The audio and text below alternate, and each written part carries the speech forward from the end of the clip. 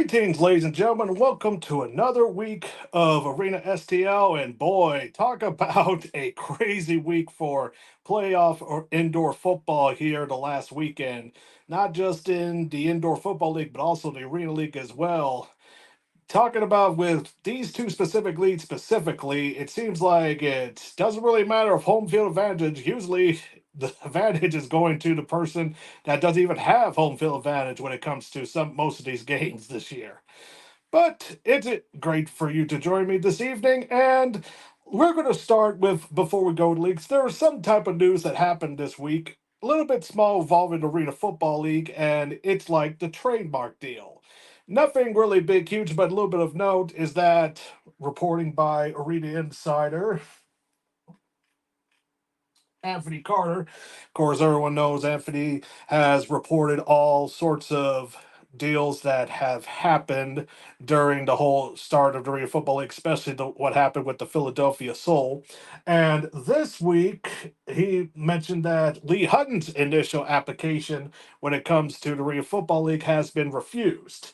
And it goes here on June 29th, the office said Hutton and his company, Arena Football Management LLC, a non-final action was in response to his application on November 13, 2023. A USPTO examiner determined the registration, which is an exact copy of the current logo letters owned by G6 Sports, is refused.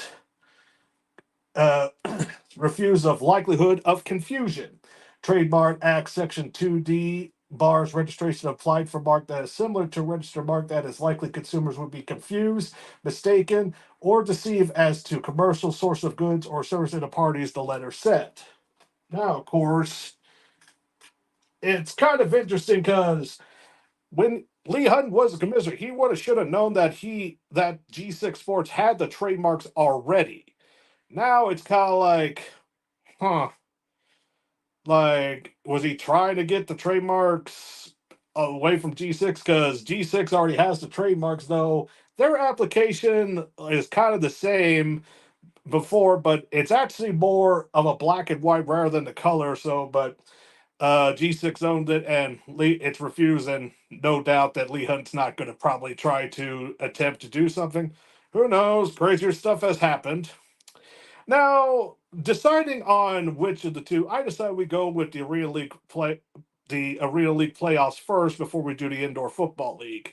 And first game before the games, there was an announcement because if we all remember, in Kansas City, the arena that the KC Goats were supposed to be played had some trouble with the flooring of the arena they played. And before the playoff game started, it was announced that the championship game for the inaugural season will be played at Kemper Arena, which the game will be this Saturday evening. So it's actually a good thing they got that title, though I will say it's kind of interesting to have the arena football game play on excuse me, outdoor, but it just seems better in a more of arena style, especially with the heat here, because tell you here right now in the St. Louis area, it got over to 96 with this heat wave. Thankfully, it's going to be done here soon. And it's good that for the inaugural season they found an arena, and hopefully next year either Casey Goats are still going to have that same arena or do something different.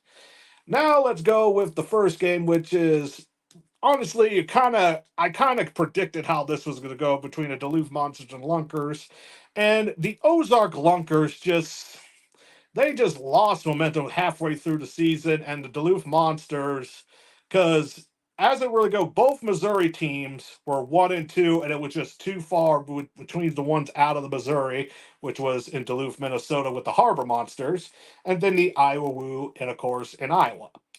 And the Duluth Monsters continue gaining momentum, and if those that remember a few weeks ago, they actually signed up to 7 new players. So when it comes to this, it just seems like how it was supposed to happen, and Duluth beat the Ozark Lunkers in Duluth 50-18, and this is actually a pretty good story for the Duluth because you have to think here because even though I kind of like was rooting for both Missouri teams, and Springfield's got this whole thing with the Lunkers, with the whole deal with the Bass Pro Shop. You got the logo with the basically a fish and all this stuff. And of course, you got their stadium known as the Tackle Box. Very good name. And Duluth, like, it, of course, if everyone remember Winslow, their kick returner, well, let me rephrase that, their throw off returner, and of course, dealt with being part of the Minnesota Mifflin Arena Football League, Diane Hutton's wife's team, and Diane Hutton, Lee Hutton's wife's team. And that just completely blew up, and it's good for that type of story. And their inaugural season, and they were able to do a win, their first playoff win in their franchise history in this inaugural season of the Arena League. Now we come to the game that you would. This I did not expect at all, and probably one of the two most exciting playoff games that we had this weekend. That, of course, is the Kansas City go to the IRU playing in Kansas City outside at St. Pius X, Kansas City, and wow, the IRU wins by 1 point, 59 to 58. It went to the very last minute for to be a winner of this. And before, you would think that Kansas City Goats, they're dominant throughout the whole season. They've only lost one game. Let me say that again. They lost one game. And you kind of seemed like, well, the championship game's being hosted Kansas City. It was just announced that the championship game was going to be played in arena. And I will say though, for the last 2 weeks, for last minute be playing at the outdoor in the of a high school, and let me be clear, Kansas City St. Pius X is actually a pretty big school. Big private school, let me be clear. And it was just quite impressive. Like, they were able to get everything seated, do like luxury type stuff. And I will say, when watching the games in that outdoor arena, just how it's set up, because with the numbers, because directly the 50 was the midfield, and it's just weird. And also to remind everyone, the Arena League doesn't have kickers, so there's no field goal nets and stuff. And it's just weird how it's set up. And honestly, the only thing you could do for the outdoor for any type of arena football game, you had to do it with the Arena League, because I don't know how they would be able to do any goalposts or anything like that if that ever happened with, like, if this was Indoor Football League, Arena League, National Arena League. There's just no way that could work. But I've seen more makeshift stuff when it comes to an Arena League, and as everyone have in the past.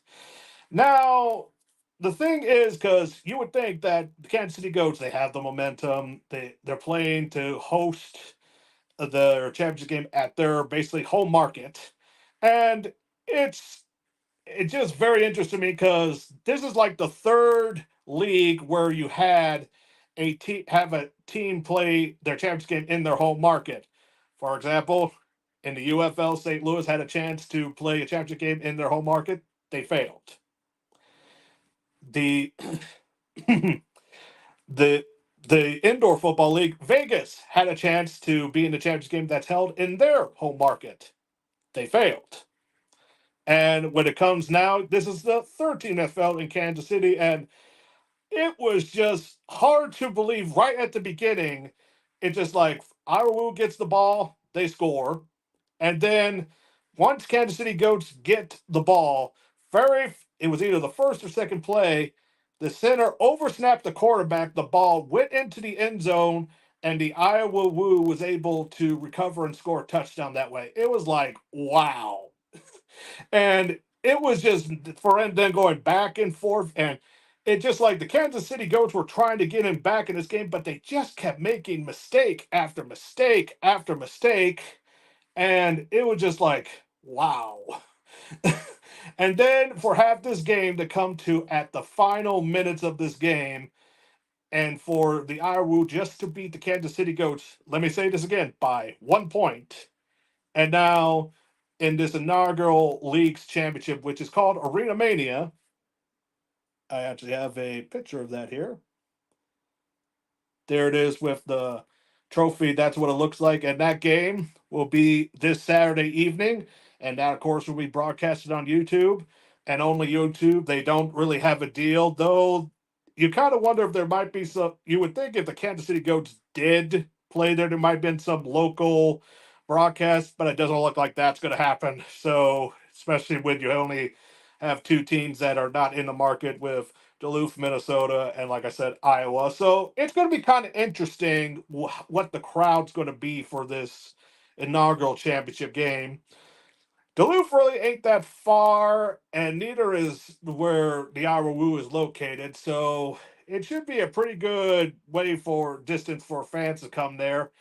I have yet to see what the price range for tickets are for the Arena Mania for the championship game yet. So it's kind of like the counteract because this is more like a road trip type of travel. Like, I'm not too sure you would do a plane or either car or I think probably you could do a train possibly, but I digress. So for the inaugural champions game for the Arena League, it is the Duluth Harbor Monsters versus the Iowa Woo this Saturday evening, and it's it's going to be interesting to see how this game goes. And of course, that will be the only championship game when it comes to arena football this weekend, because I will, like I'll explain that a little bit in the indoor football league playoffs. But before we get into the indoor football league, there were two interesting notes when it comes to arena football world, and that is for two future locations. Because I already mentioned that the National League has merged with the AIF, and they right now have 9 teams. But then, as a guest of the show, one of the guests we had, Luke Miller, reported, and there's actually is a new team for the National Relay, which will be the 10th team, and that is the Shreveport Rougarou. I apologize. Cajun is a really hard language or type of slang to get used to, because if the just it just is, and sometimes hard to understand. I know there was a joke made about it, and of course, if anyone's seen the movie Waterboy, and if you want to get the most recent examples, just to divorce orange, it's in Deadpool and Wolverine, and those that watch it, you know what I'm talking about. And just to be clear on what is a the the Rougarou, basically, because that was an interesting, hard to say. But what is that? And it's basically a creature in Cajun folklore. Is a common legend across French Louisiana. Both words are used interchangeably in southern Louisiana. Some people call the monster Rougarou, often referred as the Loup-garou. So two different pronunciations. So, like I said, Cajun is a very hard, not even to speak, but also to understand. Legend has spread for many generations, either directly from the French settlers to Louisiana New French or via the French Canadian immigrants century ago. In the Cajun legends, the creature is said to prowl the swamps around Arcadian and greater New Orleans and the sugarcane fields and woodlands of the region. The It's basically, in a way, that it kind of sounds like a Cajun version legend of, basically, in my opinion, kind of like a werewolf in there, but a little bit more different. So that's actually kind of good. You got Shreveport, part of the arena football world again, because we remember the Arena Football League where I supposed to have with Louisiana Voodoo, and that did not end well, especially since that was one of the league owned teams, and the head coach had a last minute thing to change arenas. And if you guys remember from the reporting that I reported from an article and from the interview he had, they actually had to use dashboards they found at the new location they was from a previous team, and actually shocked that they found dashboards to have for that game. So that was quite interesting. So as of right now, the National Arena League has 10 teams, and supposedly there's a rumor that they might add at least 2 more. And so as of right now, you got 10 right now for National, possibly go to 12. And then for the Arena Football League, they have the 8. And then, as I reported, they're going to probably try to add, I don't know if I would try to add another 8. Maybe, like I said, same about 10 to 12 for the Arena League, because even though that it was good to have 16, it was probably a bit too ambitious. But That was under when Lee Hutton's in charge, not Jeff Fisher, who, as I said before, he is now the commissioner, not interim commissioner. So it's going to be interesting. And especially another thing that I want to mention is right after the show, because those who know that I broadcast in the St. Louis region. And for the Arena Football League, it like St. Louis was a big target that they wanted to get. And it seems like they were real close. And heck, as I said before, the Philadelphia Soul coach, of course, he had to resign early due to the problems there. He originally was going to be the head coach for the St. Louis Arena Football League team.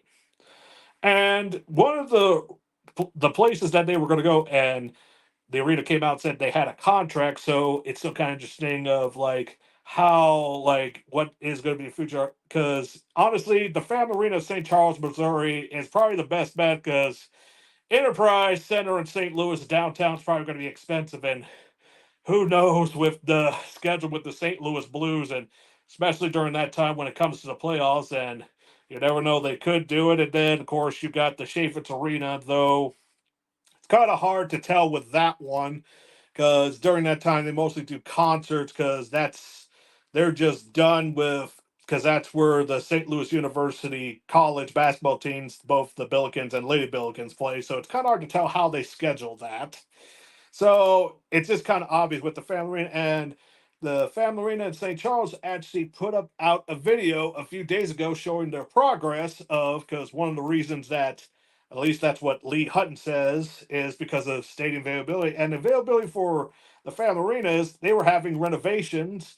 They're doing new seats, new heating and cooling, supposed to do something with the roof, add a scoreboard. So they actually put out a video showing the progress of the upgrades, which I'm going to show now.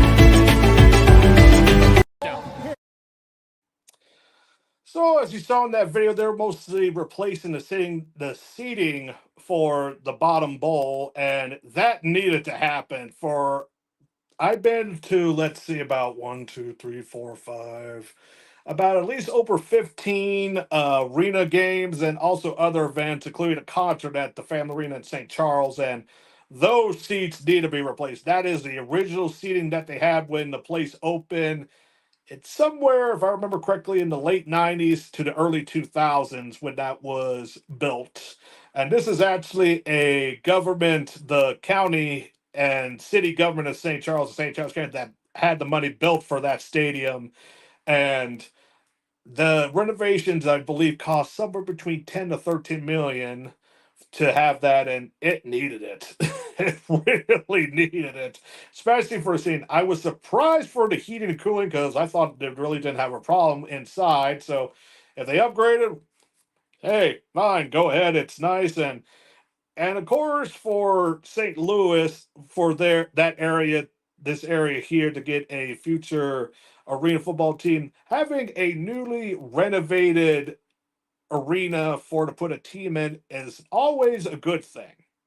And because one thing with the National Arena League that after they announced that new team, someone put out a map, and I'm going to show that map here.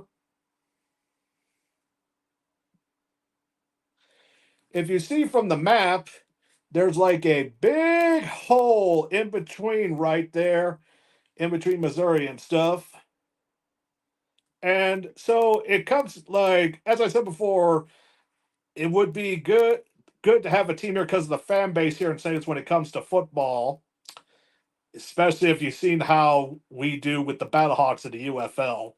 And also, I said that St. Louis is just a perfect location wise in between for to help with travel for in any arena football league, and honestly any pro sports league, any league, to be quite honest. We're right in the middle. It's easy to go right there. It doesn't cost much to travel either by bus, plane, or anything.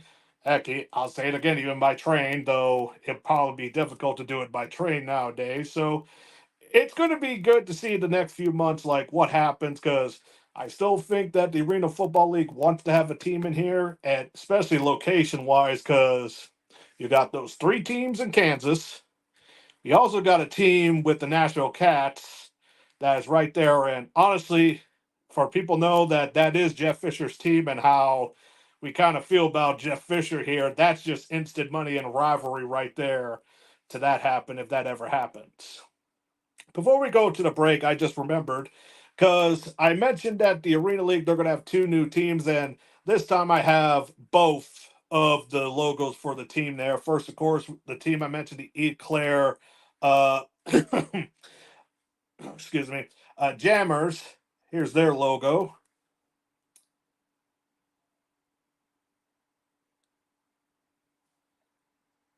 Kind of has a lot of hipster vibes to it, doesn't it?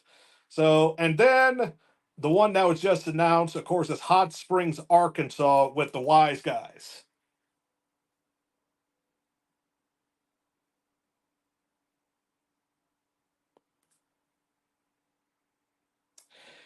To me, The Wise Guys kind of has like references to both two of my favorite monster type movies, The Wise Guys, like the Goodfellas with Joe Pesci, and then with the horse, it kind of if those that have seen the movie The Godfather, that kind of give that reference there. So it's kind of interesting how even though it's a team located in Arkansas and the Wise Guys, you kind of have those references when it comes to the logo of that. So I kind of find it kind of interesting for that for two new franchises for the free arena football world with the Arena League. So we're going to take a little break here. Then we'll discuss the two playoff games with Indoor Football League here. Be right back. Houston, we've triumphed. I've made it back to Earth with the cargo intact. The game-changing, time-sensitive payload is none other than the revolutionary energy flavor we've all been waiting for. Introducing Merc Mayhem Cherry Limeade. Merc Clan played a crucial role in securing this energy flavor, and together we've unlocked the future of power. Merc Mayhem is not just a drink, it's a statement, a fusion of relentless energy and bold flavor. The secret is out. Merc Mayhem is set to redefine the energy landscape, leaving ordinary drinks in its cosmic dust.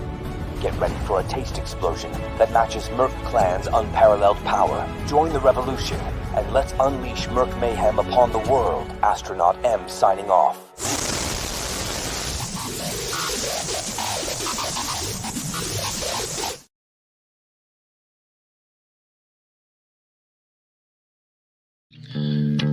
Same great taste.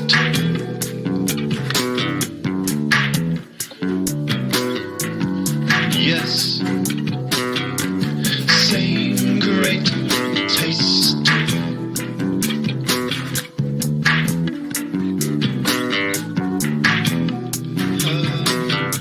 Same great taste.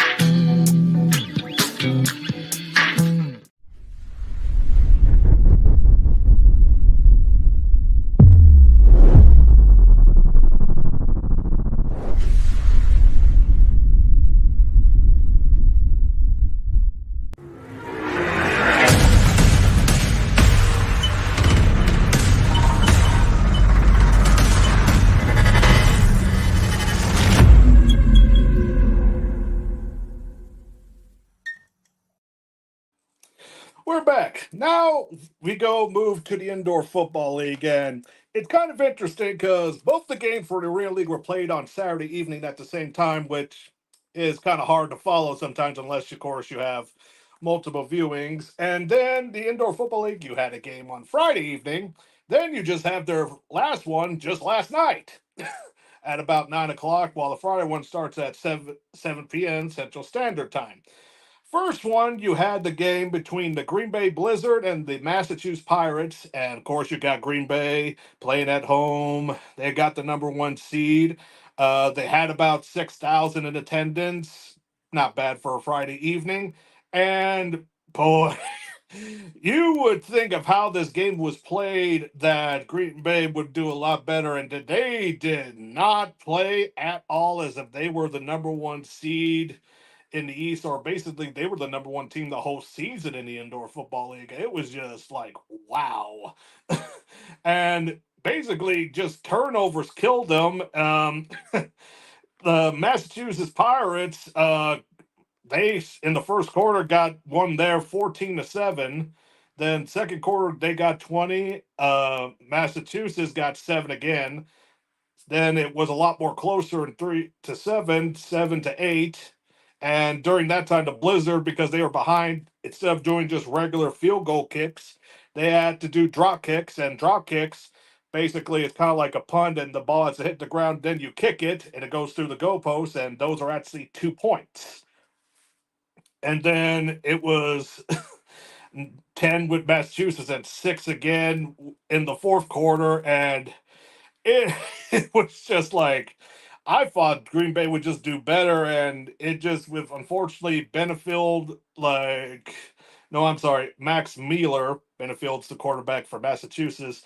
Myler like had 2 interceptions, and usually in the game of football caused the games to turn over, and you have a less successful chance to win. And Benefield for Massachusetts, good game. 10 out of 14, only missed 4 completions, 124 yards, 3 touchdowns, and 11 yards rushing. Good game. And their defense just stopped the Green Bay Blues because they had a high-powered offense throughout the whole season, and they were just able to stop them and be able to beat Green Bay in their home arena. And it got pretty quiet in the second half there. And it just amazing with their offense. As I said, the score, Green Bay never scored in the double digits ever in each quarter. As I said again, they never did. First quarter, 7. Second quarter, 7. Third quarter, 8. And in the final quarter, only 6. It was just funny, like, and for them to just go behind, and then of course there were a little bit of chippiness at the second half, but it was like, man. And then Mailer, like I said, 14-28, only 50% completion with how the defense pressured him. 2 touchdowns, 2 interceptions, and only 3 rushing yards, if I see my notes correctly.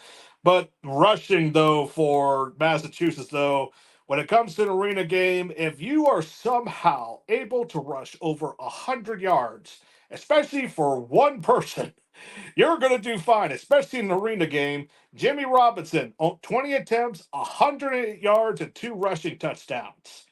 That, like I said, when it comes to for in the arena football world, that is really impressive. That's impressive even on the pro outdoor level, but in indoor, really impressive. Then, so we got the Massachusetts Pirates winning the Eastern Conference. They're going to be playing in Vegas next weekend. But now we go to the Monday night game. San Diego Strike Force against the Arizona Rattlers. And remember, the number one seed in the West was the Las Vegas Nighthawks, and the Arizona Rattlers beat them.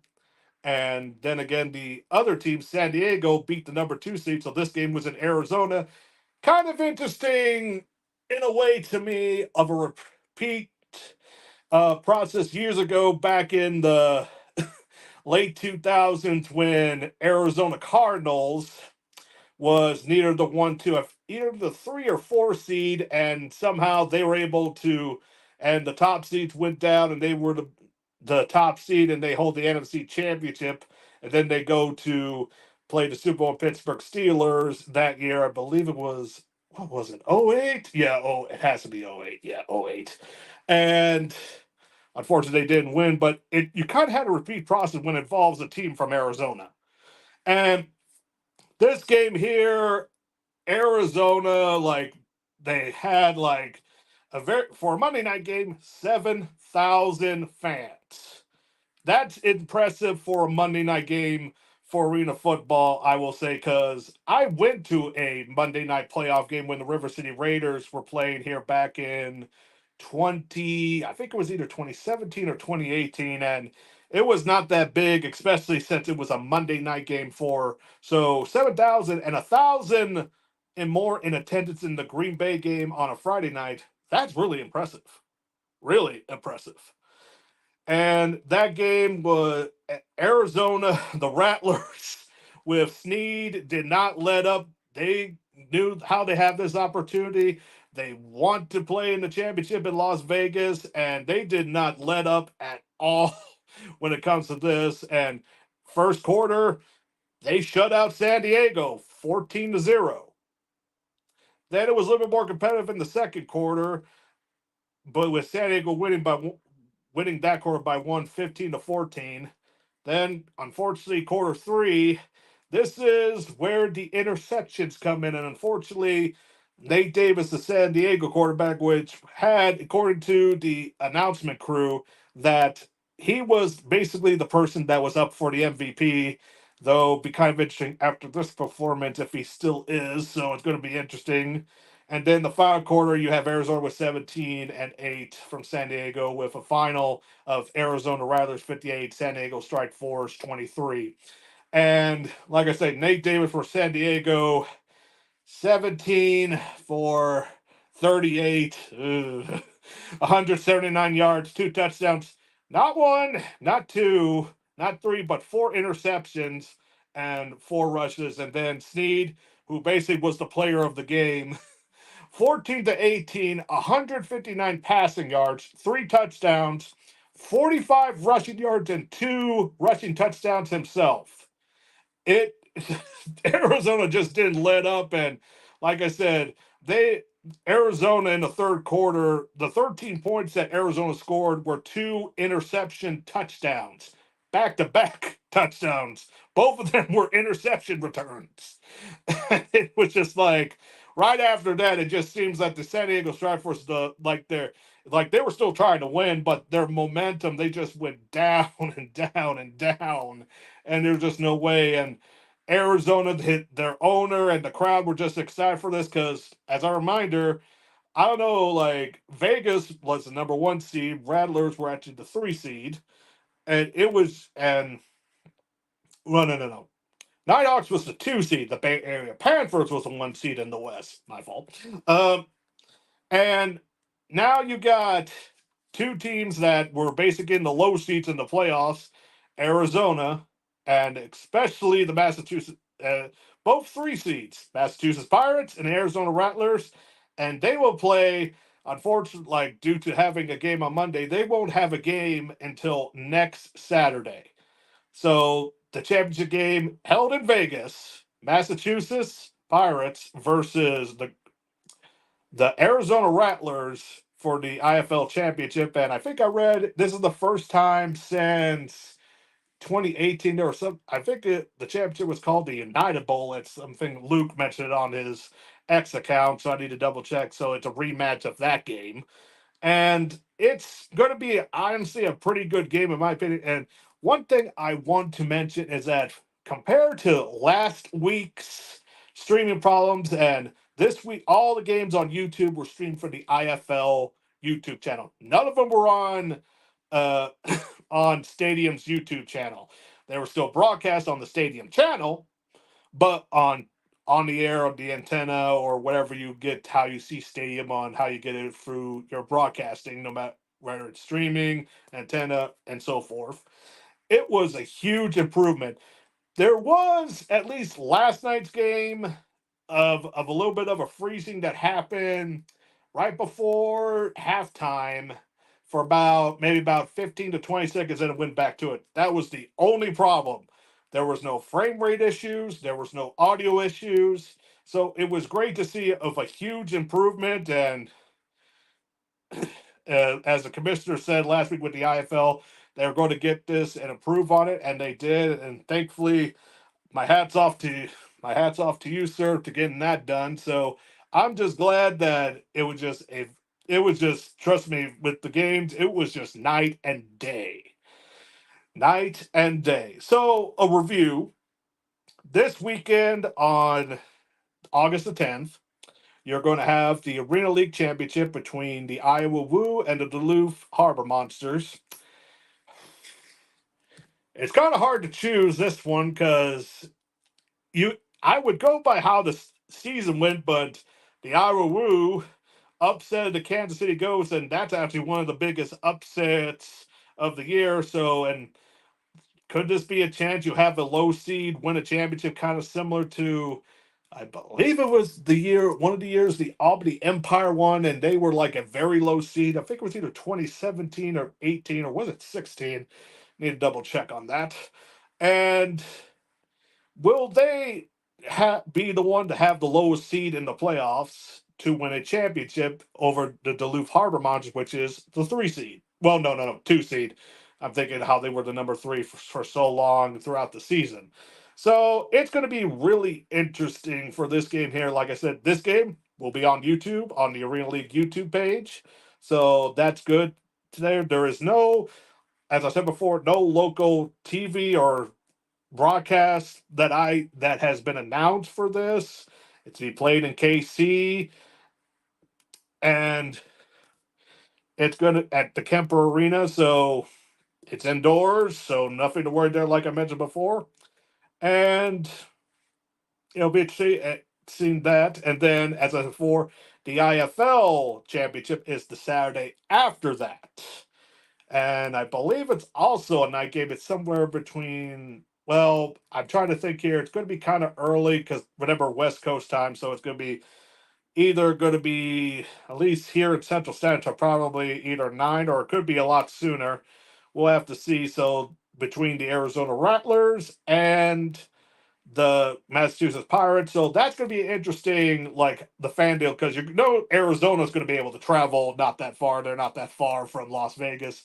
Now the Massachusetts fans, that's going to be interesting how long it's there, because I mentioned before, because whenever we already had the Arena Football League Championship in New Jersey, and there was a lot of fans on both sides, which surprised me. I thought it was going to be more Albany, but it was kind of right where it is for for the Billings, Montana Mustangs crowd. So there was a good amount there. So it's going to be interesting for like what the fan and the crowd is for both these championship games. And just another reminder, because like I mentioned before, for that new National Arena League team in Shreveport, Louisiana, they're actually going to have an announcement there at on August 15th at the Hearst Coliseum. So get more, if people that are arena fans in Louisiana, be able to check that out next Thursday. That's all we have time here for Arena STL here, and we're getting pretty close. Like, as I said, pretty much after next Saturday, no much of the arena football work, because pretty soon we're going to go to outdoor football in the football world, because high school starts pretty soon. Then you got college starting, then you got the NFL. So it's going to go right from the 8-man to the 12-man. So it's, for anyone that is a football fan, it's going to be quite good for anyone that is a football fan that is for year round. So, and probably next week, I'm going to be trying to get some guests here, especially to preview the Indoor Football League Championship, and also go over the Arena League Championship and also the future, because it's going to be interesting, because during the off season, we're going to probably hear about other possible teams that have come to existence, whether it's because, remember, because I just announced a team with the National Arena League that's going to come in existence new next year. Indoor Football League is also going to have a team that actually was part of Indoor Football League, but then died, disbanded, all that stuff, and now they're coming back. And then with the Arena Football League, with their resurrection from their devastation resurrection to almost close death, going to be interesting to see like how they come back now that they have everything set up finally with Jeff Fisher as their commissioner, and what teams they try to add. And I don't think they're going to go 16, but it'll be interesting to see what happens there. And as I said before, where does St. Louis fall into this until next year for the indoor football season in 2025? Well, as I said before, that's all the time I have for this week. See you guys next week, and hopefully it's going to be really interesting this weekend. And try to watch the Arena League Championship. And oh yeah, I didn't say my pick. I'll go with the Duluth Harbor Monsters. Till then, see you guys next week.